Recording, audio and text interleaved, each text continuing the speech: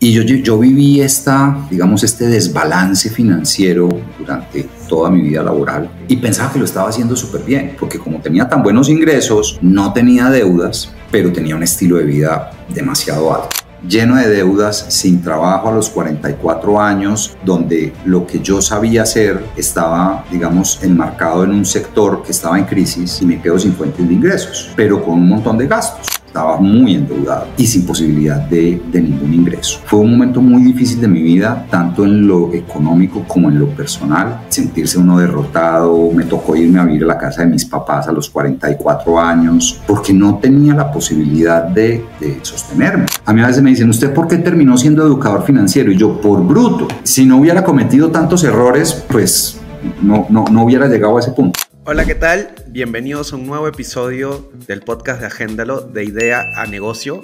El día de hoy tengo un invitado muy especial, un invitado internacional. Él es de Colombia y su nombre es Jaime Jaramillo. Hola Jaime, ¿cómo está? Hola José, ¿cómo vas? Lo mismo. Todo bien. Muchas gracias. Me encantó que pudieras aceptar venir al podcast porque creo que tu historia es bastante interesante, cómo llegaste a formar el negocio que tienes hoy en día con finanzas emocionales. Así que me encantaría que la audiencia te pueda conocer un poco más. ¿Cuál es tu trayectoria profesional? Bien, mira, yo estudié administración de empresas y digamos, me desempeñé toda mi vida laboral en el sector financiero y bursátil, ¿sí? Empecé a trabajar muy joven, por allá en el año 92. Tenía 23 años, ya me pueden echar números a ver de cuántos años tengo actualmente. Vamos a cumplir, ahora el 15 cumplimos 55. Y entre el año 92 y el año 2014 trabajé, digamos, en diferentes instituciones financieras en Colombia, siempre digamos, ligado al sector financiero y bursátil. Y ahí empecé, digamos, o hice toda mi carrera profesional en cargos, algunos directivos, otros comerciales. Digamos, los últimos años de mi vida laboral como empleado fue en firmas comisionistas de bolsa, manejando temas de inversiones. Ok, y entonces tú siempre estuviste relacionado a las finanzas en este mundo. Bueno, qué coincidencia, yo también soy financiero, vengo del mundo de la banca, así que te entiendo que pasar por ese mundo es un mundo bastante atractivo, aprende bastante, se puede decir que se gana bien también en el mundo del sector financiero. ¿Cómo así, después de esta experiencia estando en corporación, empieza a nacer la idea de finanzas emocionales? Bien. Digamos que hay una historia larga. Yo no sé contar historias corticas, pero inmerso en este mundo, digamos, financiero, manejando grandes cantidades de dinero, ganando muy bien, porque, digamos, los ingresos que se generaban producto de este trabajo eran ingresos muy interesantes, no solamente por el salario, sino por las comisiones que se generaban o que se ganaban cuando uno está, digamos, en la parte comercial de una firma comisionista de bolsa. Se gana muy bueno, o se ganaba en esa época, se ganaban unos muy buenos ingresos. Y desafortunadamente, José, ese éxito económico aparente, ¿sí? Puede ser o muy bien usado o muy mal usado, ¿sí? En el caso mío personal y en el de muchísimos de mis colegas de esa época, lo usamos pésimo, ¿sí? Lo usamos pésimo porque caímos en una trampa emocional de el carro más bonito, la casa más grande, la finca más grande, el viaje más importante, los mejores restaurantes, la mejor ropa. Entramos en una escala, digamos, de gastar un poco sin control, ¿sí? Y yo viví digamos, este desbalance financiero durante toda mi vida laboral. Y pensaba que lo estaba haciendo súper bien, porque como tenía tan buenos ingresos, no tenía deudas, ¿ok? Pero tenía un estilo de vida demasiado alto, que es, digamos, uno de los errores que cometemos las personas, y es que vamos subiendo nuestro estilo de vida en la medida en que van subiendo nuestros ingresos. En el año 2008 pasó algo, pues, que a nivel mundial movió todos los mercados y movió todo el sector financiero, y fue la crisis subprime en Estados Unidos. Colombia no era ajena a esa crisis, y específicamente en Colombia, en las firmas comisionistas de bolsa, que era donde yo trabajaba en una firma comisionista, pues nos vimos muy afectados por esa crisis en Estados Unidos, ¿okay? Y entonces ahí pues sucedió algo que uno no piensa que va a suceder, y es, estoy ganando súper bien, pero mis ingresos se cayeron a un 70%, o sea, se disminuyeron un 70% mi flujo de caja de ingresos, porque obviamente los clientes huyeron del riesgo, huyeron de la bolsa, se fueron a refugiar con sus capitales a lugares mucho más seguros, había mucha incertidumbre, y yo estaba con un nivel de vida demasiado alto y emocionalmente no fui capaz de tomar la decisión correcta, que era bajar mi estilo de vida. Y eso me llevó a empezar a entrar en una espiral de deudas para seguir manteniendo el estilo de vida, la camioneta pues, súper lujosa, el súper apartamento, la finca, los viajes, todas esas cosas, ¿no? Y empecé a generar deuda y empecé a generar una espiral de deuda que fui construyendo con la esperanza, ¿no? Entré como en el modo de finanzas de esperanza, ¿no? Con la esperanza que esto era temporal y que esto iba a cambiar, ¿sí? Se juntaron, fue la tormenta perfecta, porque se juntaron otras cosas, y es que esto fue en el año 2008, en el año 2012 se quiebra la firma comisionista más grande de Colombia, que se llamaba Interbolsa, y eso generó una crisis mucho más profunda en el sector bursátil, ¿okay? Y yo seguía acumulando deuda hasta que el juego se acabó, digamos, me sacaron el letrito de Game Over, se me acabaron las vidas en el año 2014 y me quedo sin trabajo. Entonces ya lleno de deudas, sin trabajo a los 44 años, donde lo que yo sabía hacer estaba, digamos, enmarcado en un sector que estaba en crisis. Muchas firmas estaban despidiendo personas, nadie estaba contratando, y me quedo sin fuentes de ingresos, pero con un montón de gastos, porque la finca hay que sostenerla, el carro hay que pagarle impuestos, hay que pagarle gasolina, ¿no? Y era una camioneta de alto cilindraje, pues cada acelerada valía $5, pues una cosa así por el estilo. Yo hacía fuerza para que no me tocara el semáforo en rojo cuando tocaba arrancar en una loma porque no tenía cómo tanquear el carro, literalmente, ¿sí? En ese momento, pues, tengo que salir a vender los activos que tengo, a pagar deudas a los bancos. Estaba muy endeudado, y sin posibilidad de ningún ingreso, ¿okay? Fue un momento muy difícil de mi vida, tanto en lo económico como en lo personal. Sentirse uno derrotado. Me tocó irme a vivir a la casa de mis papás a los 44 años, porque no tenía la posibilidad de sostenerme, ¿no? No tenía un trabajo, no tenía un ingreso estable, nada. Y pasé emocionalmente por momentos muy difíciles. Me acababa de separar, además, hacía 8 meses. Todo lo que pueda salir mal, sale mal, ¿no?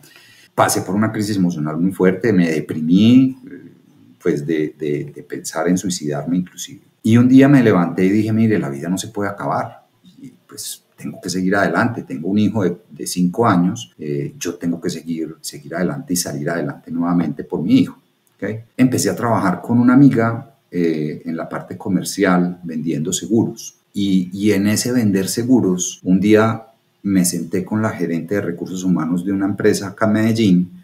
Le estábamos vendiendo un seguro de riesgos laborales, que es un seguro obligatorio que deben tomar las empresas para, digamos, mitigar los riesgos laborales de sus empleados.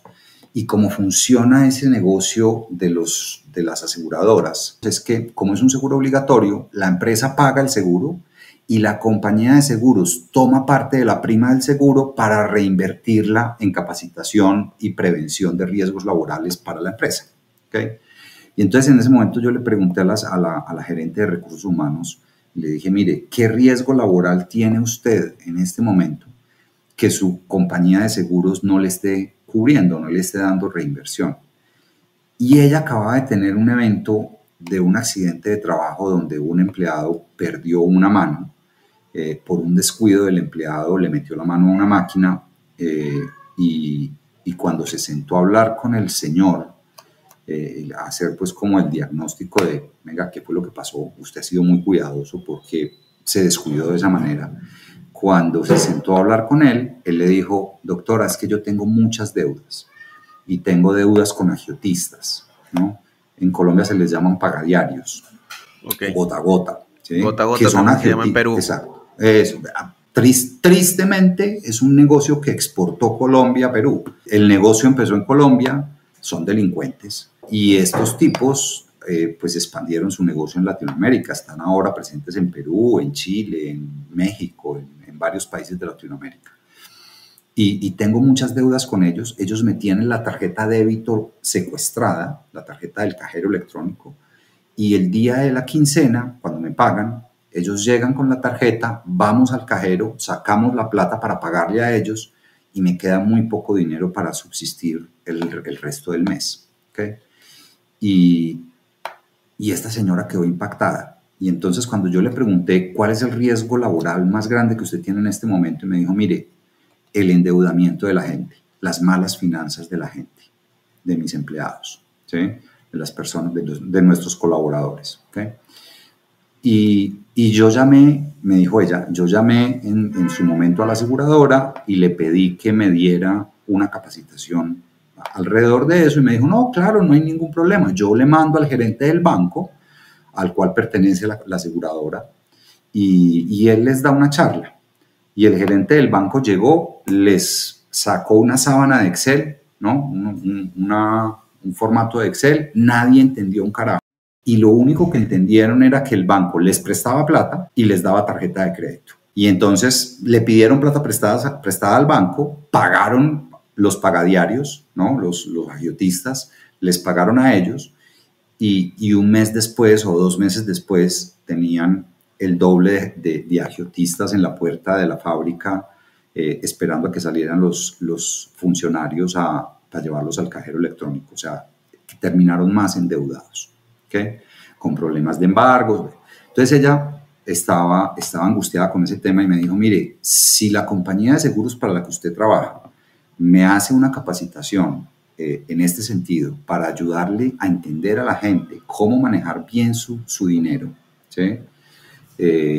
Yo le compro el seguro. Bien, y yo en ese momento le dije, mire, ¿sabe qué? No va a pasar nada. Cuando yo le diga a la compañía de seguros que haga esta capacitación, va a hacer lo mismo. Le va a mandar al gerente de la sucursal del banco para que les vuelva y va a pasar exactamente lo mismo. No va a haber una capacitación real. Pero yo le monto eso. Yo le monto esa charla. Bien. Y me dijo, ¿usted? ¿Y usted sí es bueno para esto? Y le dije, pues sí.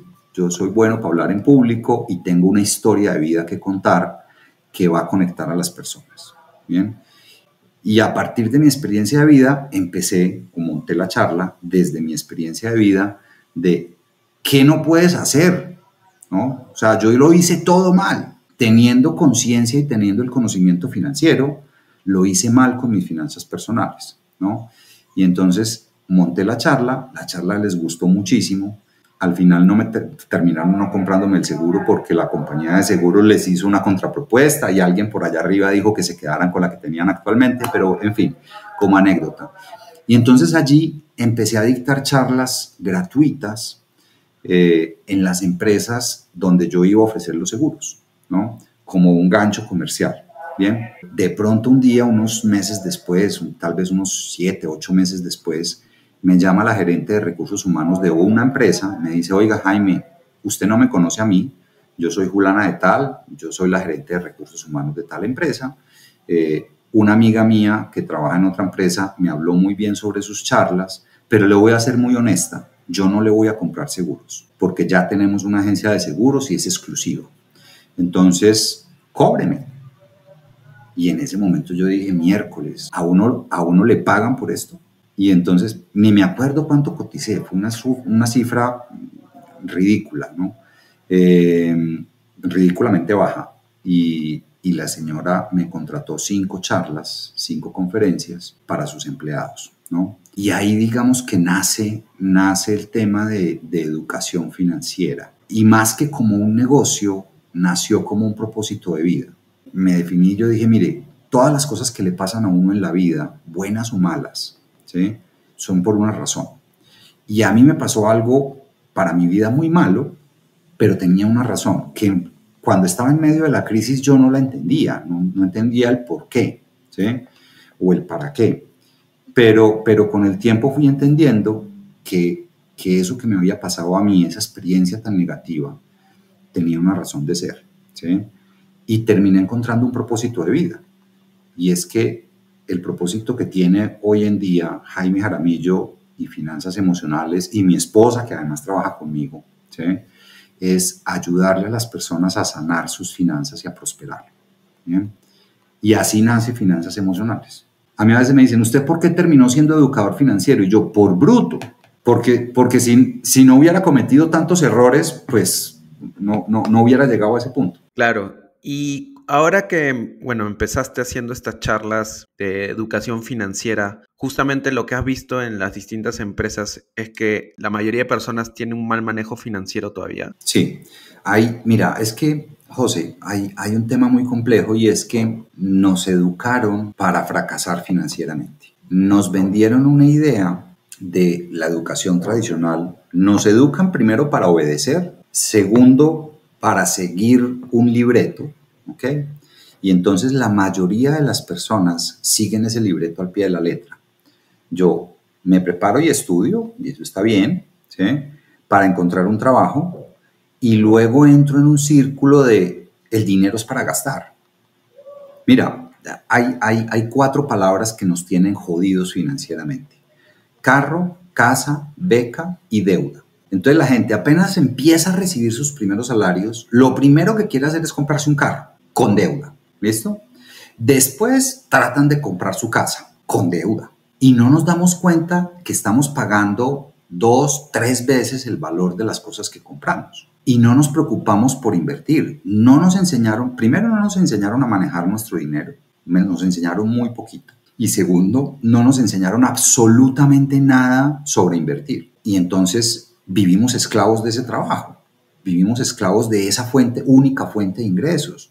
La gente no se preocupa por tener otras fuentes de ingreso diferentes a su trabajo. Y no significa que tengamos que dejar de trabajar o renunciar a nuestro trabajo. No todo el mundo nació para emprendedor, pero yo puedo ser empleado y aprovechar los ingresos que genero para retener un pedazo de esos ingresos e invertirlos para generar más ingresos. Correcto. Y hay muchas maneras de inversión, ¿no? Desde algo, si no conoces nada realmente, por último lo puedes meter en un fondo mutuo, un depósito a plazo, algo que no requiera conocimiento financiero per se. Exactamente. O hay muchas formas de generar otros ingresos. ¿Cuántas personas tienen un hobby o tienen una habilidad que lo podrían monetizar? De hecho, la historia que cuentas, en cierto punto, a mí me pasó que ahora no llegué, por suerte, al mismo nivel de que te pasó, pero fácil, si no hubiera hecho la empresa, podría haberme pasado también ante una crisis o algo.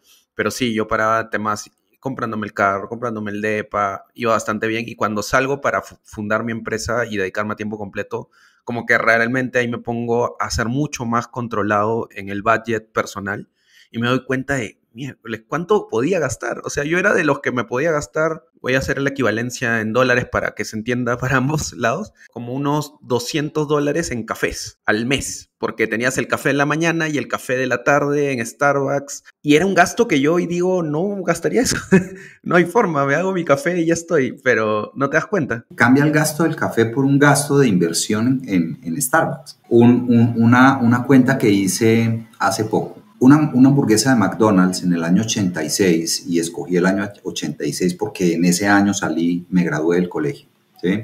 Me puse a hacer números. Una hamburguesa de McDonald's en el año 86 valía $1.60, ¿sí? Hoy en día, esa misma hamburguesa de McDonald's vale $5, la Big Mac, ¿bien? Si en lugar de haberme comido una hamburguesa, ¿sí?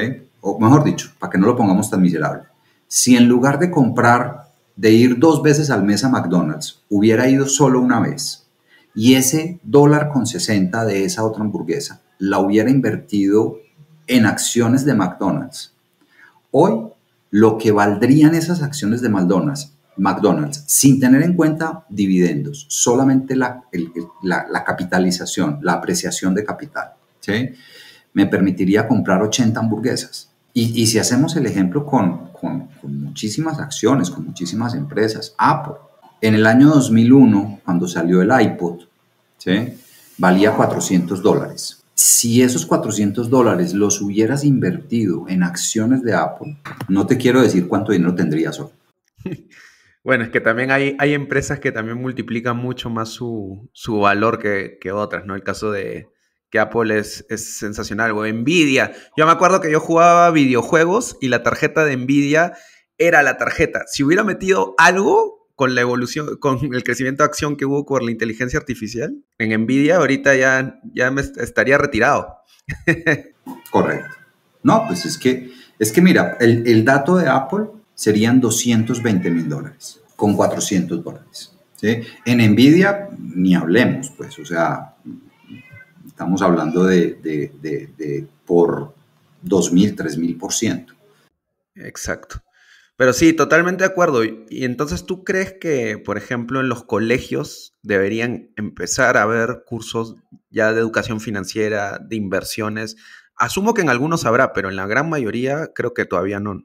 Sí, mira, yo tengo una teoría con respecto a la educación financiera de los hijos y es la siguiente. Los hijos aprenden por el ejemplo, ¿listo? Por más que tú quieras que tu hijo no diga palabras groseras, si tú todo el tiempo estás diciendo palabras groseras, tu hijo va a terminar repitiendo el patrón, ¿ok? Por más que tú quieras que tu hijo ahorre, si tú no ahorras, si tú no inviertes, si tú eres desorganizado con tu dinero, lo más seguro es que tu hijo va a repetir el mismo patrón, ¿ok? Entonces la gente dice, sí, en los colegios tienen que enseñar educación financiera. De nada sirve que en los colegios enseñen, es importante, ¿sí? Pero de nada sirve que en el colegio le enseñen al muchacho a ahorrar si llega a la casa y ve todo lo contrario, ¿ves? Entonces yo creo que la mejor manera de enseñarle a nuestros hijos educación financiera es con el ejemplo. Mira, mi hijo tiene 15 años.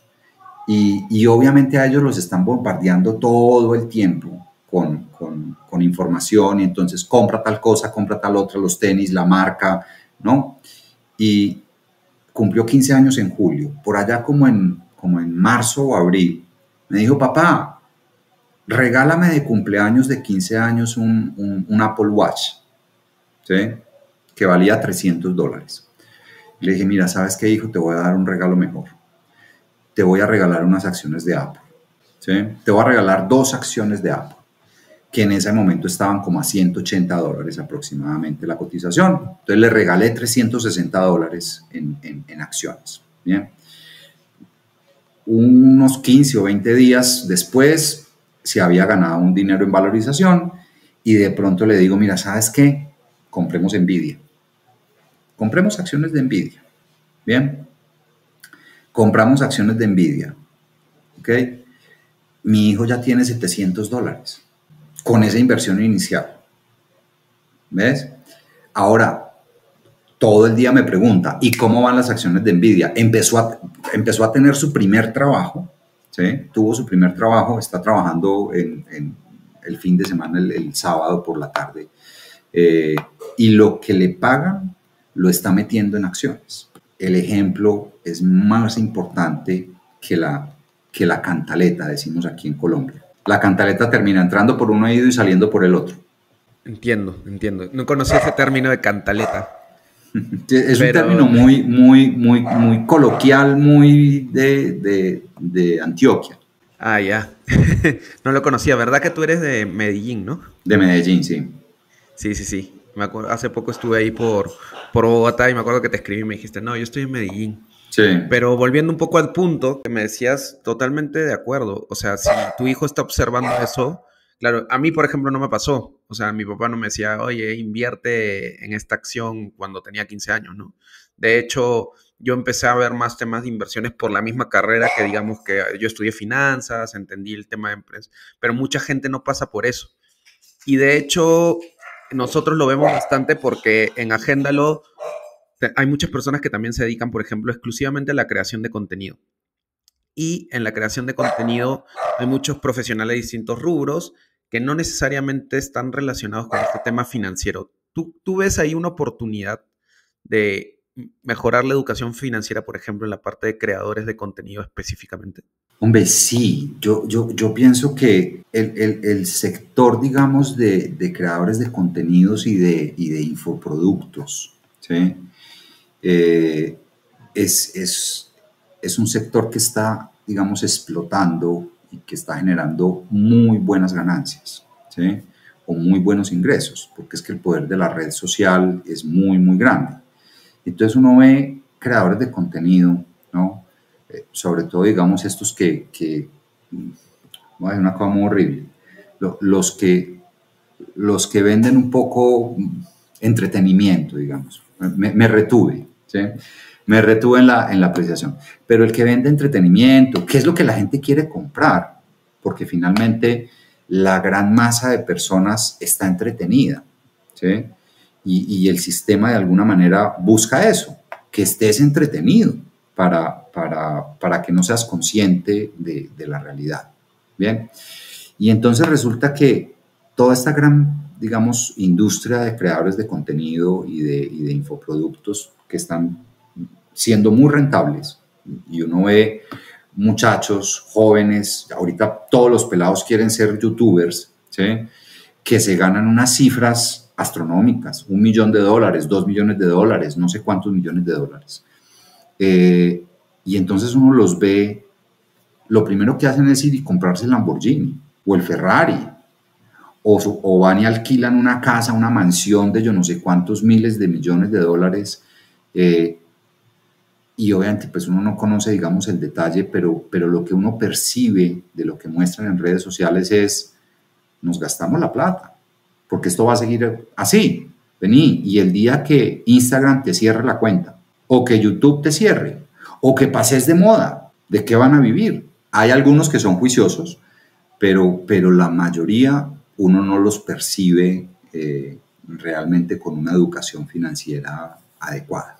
Sí, y es como puede pasar como en la carrera de los deportistas, ¿no? Que también los deportistas, los futbolistas gastan muchísimo dinero y si no administran bien ese dinero, llegado el fin de la carrera, ¿qué va a hacer después? No todo el mundo va a ser técnico. Han Sí, es que creo que aprendido es una porque, industria más desarrollada también, ¿no? claro, pero si nos devolvemos 30 años, ¿sí? La mayoría de esos deportistas terminaron quebrados, porque después de que dejas de jugar fútbol o de cualquier otro deporte, pues si no fuiste juicioso y no aprovechaste ese cuarto de hora y no cogiste esos ingresos que generabas y los invertiste en algo que te permitiera mantener tu estilo de vida, ¿sí? Mira, hay una definición de riqueza que a mí me gusta mucho, ¿sí? O una medición de la riqueza. Y es riqueza, la riqueza se mide en cuántos meses puedes dejar de trabajar y seguir manteniendo tu mismo estilo de vida. Y no estamos hablando de los ahorros, estamos hablando de los ingresos que generan las inversiones. Entonces, si la respuesta es, yo podría dejar de trabajar y mantener mi mismo estilo de vida de por vida, eres rico, ¿sí? Si no, eres un esclavo. Claro, claro. Tu ingreso pasivo tiene que ser lo suficientemente alto para que cubra todos tus gastos recurrentes, digamos. Correcto. Y hay niveles, ¿no? Digamos, yo empiezo a construir esa libertad financiera por etapas, ¿no? Primero cubro mis gastos básicos y ahí digamos que tengo una libertad de supervivencia, ¿sí? Luego empiezo a cubrir los gastos básicos más un estilo de vida, ¿cierto? Como los gusticos, los gustos que yo llamo, ¿sí? Y luego vienen los lujos. Y es cuando ya tengo unos ingresos pasivos tan altos que además de vivir, digamos, pagar un techo, pagar la comida, pagar la salud, pagar los servicios, no sé qué, darme ciertos gustos, ir a restaurantes, comprar ropa cada cierto tiempo, irme de viaje, llega a un tercer nivel que son los lujos, que es digamos, como el nivel un poco más alto. Y es cuando digo, vení, ¿y por qué no nos vamos este fin de semana para Europa? ¿No? Dale, vámonos. ¿No? Empaco, no, no empaques, allá compramos ropa. ¿Ya? Ese es como el nivel de ricos y extravagantes. Claro, claro. Buenísimo. Me desvío un poco con esta pregunta porque me parecía algo importante, sobre todo porque dentro de los usuarios de Hendel hay mucha gente en la parte de creación de contenido. Creo que es muy importante que tengan esta parte de educación financiera bastante sólida. Pero quiero regresar un poco a lo anterior. O sea, me contaste al final, te pusiste a hacer charlas para empresas, pero ¿qué es lo que hace hoy en día Finanzas Emocionales? Bien, mira, lo que hacemos sigue siendo lo mismo. La manera como lo hacemos es distinta, ¿sí? Digamos que cuando en el 2016, 2015, 2016 empecé a dictar las charlas en las empresas, en el 2017 una empresa pues me quería contratar, era un contrato importante en ese momento. Y me dijo, yo lo quiero contratar para que me haga todo un ciclo de capacitación para 2.500 personas, que son todos mis empleados, pero tienes que ser empresa. Entonces ahí constituí empresa en el año 2017. Hasta antes del 2017 lo hacía a título de persona natural. Y cuando constituí la empresa, empecé a enfocarme en empresas para las áreas de recursos humanos y bienestar, para darles capacitaciones y charlas a los empleados. Bien, ese era mi nicho de mercado. Iba muy bien el negocio y en el año 2020 llega la pandemia, ¿no? Y entonces todos los presupuestos en plena pandemia, todos los presupuestos se cerraron, ¿sí? No habían capacitaciones. Una de dos, o sobrevivimos o le damos capacitación en finanzas personales a los empleados. Obviamente las empresas optaron por priorizar, digamos, la nómina y priorizar pues, sus gastos. Y en ese momento decido abrir redes sociales. Empecé con una cuenta en Instagram pequeñita, pues teníamos 150 seguidores, mi papá, mi mamá y mis primos. Somos una familia grande. Y digamos, la comunidad fue creciendo, ¿sí? Entonces, hoy tenemos, digamos, como varias líneas de negocios. Seguimos todavía, aunque, digamos, no es nuestra línea principal, seguimos dictando charlas para los empleados de las empresas. Pero cada vez digamos, hay menos tiempo para hacerlo, porque la presencialidad te demanda mucho tiempo y el alcance es muy limitado, ¿sí? Nuestro gran fuerte, digamos, está en educación financiera para masas a través de redes sociales, ¿sí? Y tenemos cursos y charlas, pero entonces mira lo particular. Mañana tenemos una masterclass de cómo invertir en dólares desde Colombia, ¿sí? A esa masterclass van inscritos 800 personas. Para una conferencia en una empresa, pues los grupos son de 40, 50, 60 personas. Entonces, en una sola conferencia, ¿sí? Digamos virtual, desde la virtualidad, impactamos 800 personas, ¿ok?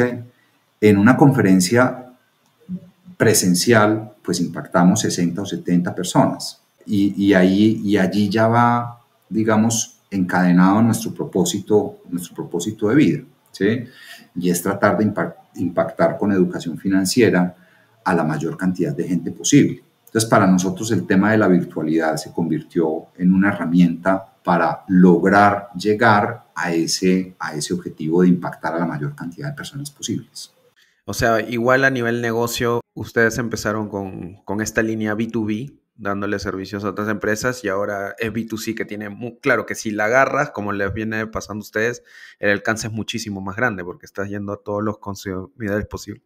¿Y ustedes, por ejemplo, han hecho alguna alianza con alguna empresa que esté en el tema de inversiones? Por ejemplo, en Colombia está TRI, si no me equivoco, que es para invertir a través de aplicaciones. ¿Tienen algún tipo de estas alianzas o de momento se están manejando ustedes mismos? No, mira, nosotros tenemos, digamos, nosotros no invertimos por nadie, ¿sí?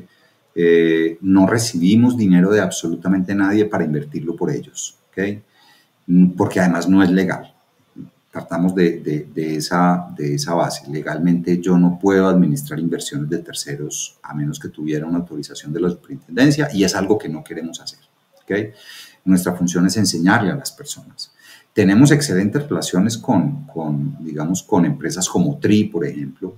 Incluso hace poco hicimos un live con TRI Perú y tenemos un curso para enseñarle a la gente a invertir en bolsa, ¿sí?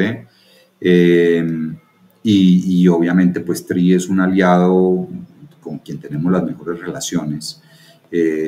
Y cuando lo necesitamos, pues hemos hecho charlas y lives en conjunto con ellos para llevar educación financiera y enseñarle a la gente cómo pueden a través de este tipo de herramientas acceder a invertir.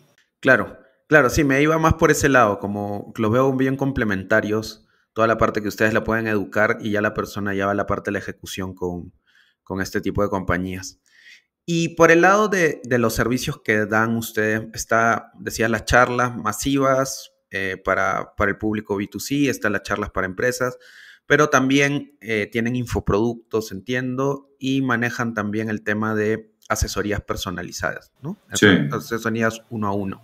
Ahí fue donde nos conocimos tú y yo. Exactamente, ese punto quería llegar.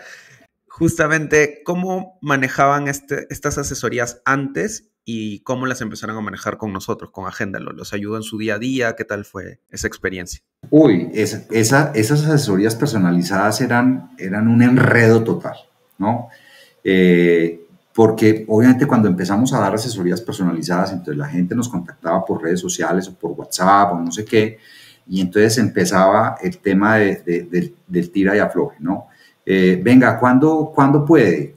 ¿Qué día? Tal día, no, ese día yo no puedo, y entonces, bueno, tal otro día, no, ese día no puedo, y entonces la agenda, no sé qué, esto era un proceso muy tortuoso, y después, cuando reservaban, digamos, la fecha, entonces venía el tema del pago, y entonces esperate un momentico, y se me olvidó, y yo no, bueno, esto era bastante engorroso, ¿no? Cuando ustedes aparecieron, cuando apareció Agéndalo, que además tu primer contacto fue con Lina, mi asistente, ¿no? Que ella era la que cuadraba todo este enredo y todo este rompecabezas. Pues nos pareció fabuloso, porque simplemente un link, entra acá, mira mi disponibilidad, si te busca la disponibilidad tuya, automático, eso, o sea, cada cliente se autogestiona, ¿sí? Reservas y la reserva queda ahí latente y te lleva a una pasarela de pagos, pagas y cuando pagas, listo, quedó confirmada, ¿no? Y además les recuerdan y les envían el correo, eso es una maravilla, ¿no?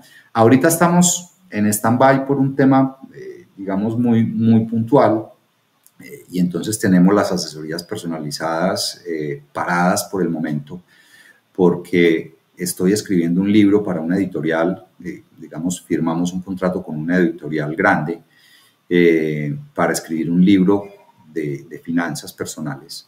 Y entonces estoy necesitando el tiempo para escribir el libro y tuve que dejar por lo menos por un buen rato las asesorías, digamos, suspendidas. Pero cuando ya liberemos la agenda, seguramente volveremos nuevamente a ofrecer el servicio a la comunidad. Claro que sí, y también me acuerdo que conversamos inicios de año que tienes un proyecto en mente de hacerlo no solo, en este caso tú las dictas, pero sino hacerlo más masivo con personas certificadas, especializadas que pudieran dar este tipo de servicios, ¿no? Exactamente, porque finalmente es un servicio muy personal, ¿no? Y el tiempo es limitado y hay otras cosas, entonces ahí vamos con esos proyectos a ver cuándo los materializamos, tal vez el año entrante. Esperemos que pronto. De hecho, hicieron una pequeña prueba con Carlos, que ve todo el tema de asesoría inmobiliaria. Fue bastante interesante. De hecho, Carlos sigue utilizando la plataforma. Así que sería genial que más adelante salgan con algo así. Y yendo a ese tema de proyectos futuros, ¿qué más se viene para finanzas emocionales en los próximos años? Pues mira, digamos que seguir, digamos, creciendo el alcance de la comunidad.